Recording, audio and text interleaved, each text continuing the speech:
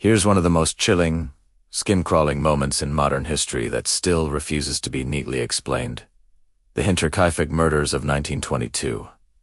Imagine this: a remote, isolated farm in rural Bavaria, Germany. No neighbors close enough to hear screams. Just snow, forest, and silence.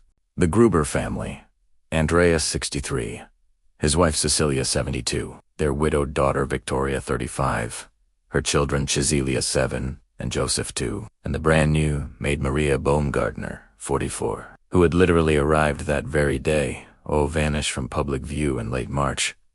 4 days, smoke rises from the chimney. The farm animals are fed. Tools are used. Someone is living there. Neighbors even notice lights flickering in the windows at night, but no one thinks much of it, rural. Life is quiet, after all. Then, on April 4th, 1922, a mechanic comes looking for payment. He finds the place eerily still. He steps into the barn and discovers the first horror. 4 bodies stacked like cordwood in a hayloft. Andreas, Celia, Victoria, and little Cecilia, their heads smashed with a mattock. A heavy farm tool, skulls caved in from repeated blows. The killer had struck with such force that the mattock handle snapped. Inside the house, the toddler Joseph lies dead in his crib. The new maid Maria is found on her bed. Same fate. All 6 victims had been killed with the same weapon, the same savagery. But here's where it gets truly nightmarish.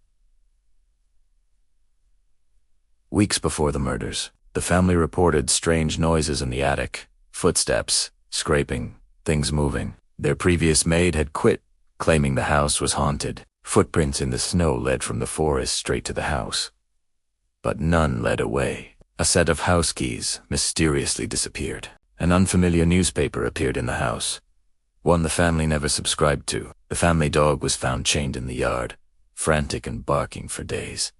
But the killer had ignored it, or perhaps the dog knew the intruder. Most disturbingly of all, the killer stayed 4 days after the murders. He fed the animals, ate the family's food, slept in their beds, and even used the fireplace. Witnesses later reported seeing smoke and lights during those days. Whoever did it wasn't in a hurry to leave. The police investigation was a mess. Hundreds were questioned. Suspects included a jealous neighbor, a possible incestuous family secret. Andreas had reportedly abused Victoria, local vagrants, even a rejected suitor. But every lead crumbled.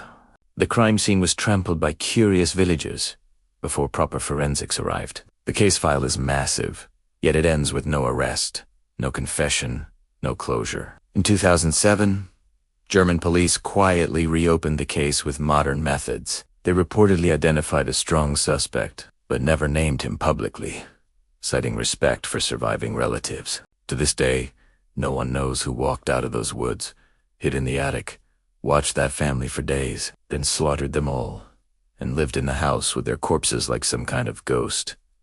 What kind of mind is that?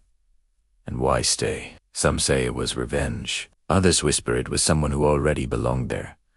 A few still claim the farm itself was cursed. But the real hook, whoever it was, they were never caught. They simply disappeared into history, leaving behind a silent farm full of blood and questions that still echo more than a century later. Sleep tight.